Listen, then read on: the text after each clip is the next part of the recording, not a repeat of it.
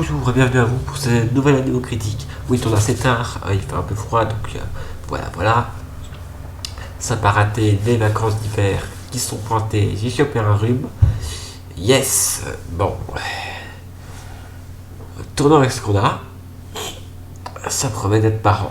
Alors, dès qu'il fait froid, qu'il fait dégueu, et qu'on a besoin de prendre du voyage, là, on va parler d'un animé qui se passe dans l'espace. Un style cyberpunk. Oh putain. Un style cyberpunk, néo-noir, spatio-western. Je parle bien sûr de Cowboy Bebop.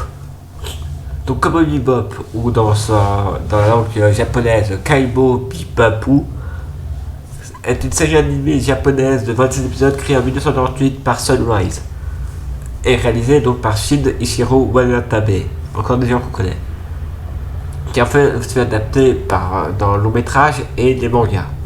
Donc c'est une série de science-fiction qui suit les aventures d'un groupe de chasseurs de primes voyageant dans un vaisseau spatial nommé le Bebop. Ça se passe dans les années 2071.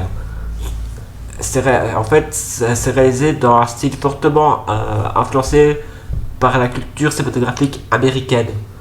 Que oui, comme Bebop est basé sur un peu tout ce qui est opéra américain. Que vu l'époque de sortie 1998, il y a un autre film qui est sorti en 1998, Cinquième élément. Ça fait piquer. Donc, Cowboy Bebop fut un succès commercial au Japon et dans le monde entier en fait, y compris aux États-Unis. En Europe et dans certaines nations d'Asie, Sony Pictures a diffusé le film Cowboy Bebop au cinéma, surtout Cowboy Bebop Knocking of Heaven Doors, produit par Cowboy Bebop, toqué aux portes du paradis. Bien sûr, il a été sur DVD. La série fut diffusée en France sur Game One, Canal+ et NT1. Aux États-Unis sur Cartoon Network, merci pour le truc qui s'est fait dans l'année 90-2000, et Adult Swim, merci pour Rick et Morty les mecs, et sur Animax au Japon, en Asie de l'Est, en Asie du Sud-Ouest, et en Asie du Sud, en Amérique latine et dans plusieurs autres pays. Les deux séries de manga Bebop ont été créées et fondées sur la série télévisée ainsi que le jeu vidéo de la PlayStation Episode 2.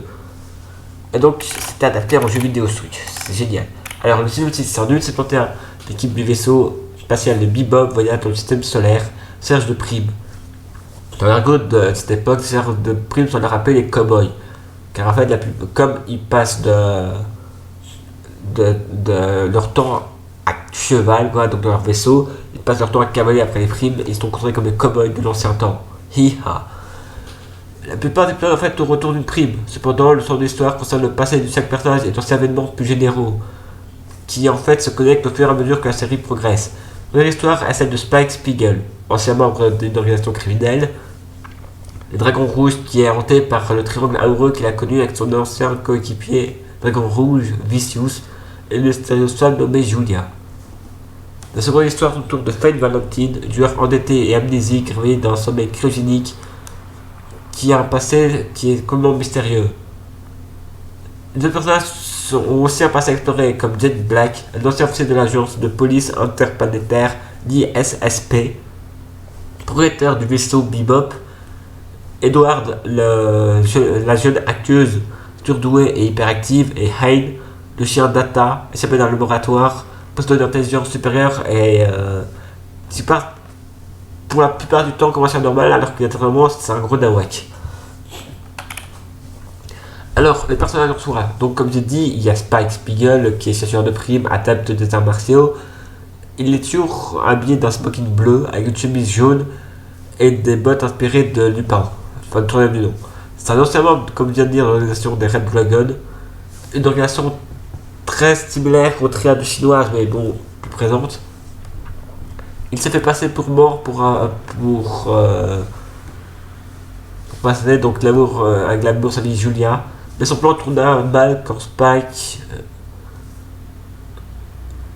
Ça tourna mal et Spike se trouva finalement cowboy, donc chasseur de primes avec l'ancien policier Jake Black. Durant cette aventure, il devra cohabiter avec Fate, le jeune hacker Head et le chien savant. et un peu de son vieux camarade Jet. Bon, justement, Jet Black, le coéquipier de Spike, propriétaire du Bebop, ancien policier de la police de Ganymede. Ganymede. Non mais les docteurs, vous avez pas marre de croiser tout le temps Ganymede? J'en ai marre. Pardon, on est fait créer un jour. De Ganymede, on en voit dans Doctor Who. On voit là, mais putain, ils ont quoi avec cette putain de planète? Bref. Jet fut autrefois inspecteur de l'Intersolar System Police, ISSP, pendant de nombreuses années, qui perd son bras gauche lors d'une enquête qui s'est mal déroulée parce que son ex-partenaire corrompu l'a trahi. Son bras fut remplacé par un monde cybernétique. Le personnage de Jet est l'exemple même de la figure paternelle de l'équipe. Faye Valentine, elle, est une jeune femme intéressée uniquement par l'argent. Semi-long violet, des gilets rouges par-dessus ensemble très court jaune, vraiment un bodice de tenue noire de l'épisode 15. L'on voit des hommes en combinaison mappés des blocs dans lesquels Faye est crédibilisée. Et en fait, elle s'est en 2068.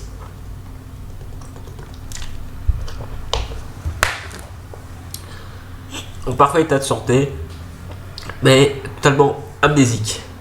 Après avoir pris la fuite, elle ne reconnaît pas à bord de son vaisseau le Red Tail, la queue rouge, estorquant tout ce qu'elle croit pour reposer ses dettes et perdant presque immédiatement l'argent des courses. D'ailleurs, sa rencontre avec Spike était très fortuite parce qu'elle le confond avec un contact dans le casino. Elle rejoindra ensuite le Bebop et son équipage. Ed, de son vrai nom, Edward Wong Ho Pepelu Tivruski 4, est une jeune accuse de 13 ans. On ne sait pas grand chose de ses origines, excepté qu'en fait elle est grandie dans l'orphelinat quand elle a été amenée par son père. Ed, lui, c'est un chien, enfin c'est un Wells Corgi Pembroke, apporté sur le Bebop par Spike parce qu'il n'avait pas réussi à choper une prime qui utilisait le chien, donc il faut voir les épisodes pour comprendre. Ed, en fait, c'est un chien data. Ce que ça coûte ce truc, en fait, c'est un chien où on a fait des expériences qui l'a rendu plus intelligent.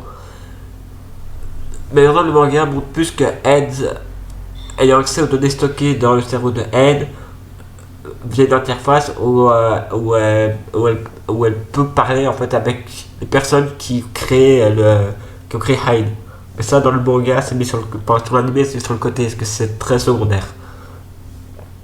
Julia, par exemple, elle aussi est une personnage secondaire, mais qui quand même pas mal de fois. Donc Julia est la femme dont Spike était amoureux, et commune au passé de Spike et de Vicious, qui est un des ennemis récurrents du truc. Le triangle amoureux entre eux entraînera le départ de Spike des Dragons Rouges, et au lieu un des bastons contre Vicious d'ailleurs. Judy et Punch. Eux, en fait, on les voit surtout avant chaque opération, parce que en fait, ce sont les présentations des missions Big Shot. En fait, c'est une mission qui fournit des informations sur les primes. Punch et Judy sont bien en cowboy de manière très exagérée pour un peu montrer le côté télé-réalité. C'est le genre la chaîne des chasseurs de primes, quoi. Il faut savoir que ça a eu c'est eu un gros impact, parce que moi personnellement cet animé, je l'ai vu, j'étais en mode wow. Donc je disais là tantôt que Cowboy a eu deux adaptations de jeux vidéo.